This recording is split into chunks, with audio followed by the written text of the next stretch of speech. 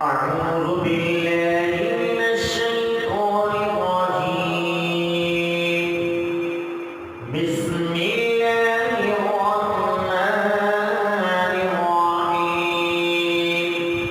آية الكرسي الله لا إله إلا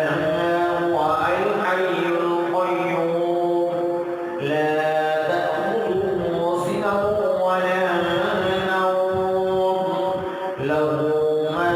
في السماوات وما في الأرض من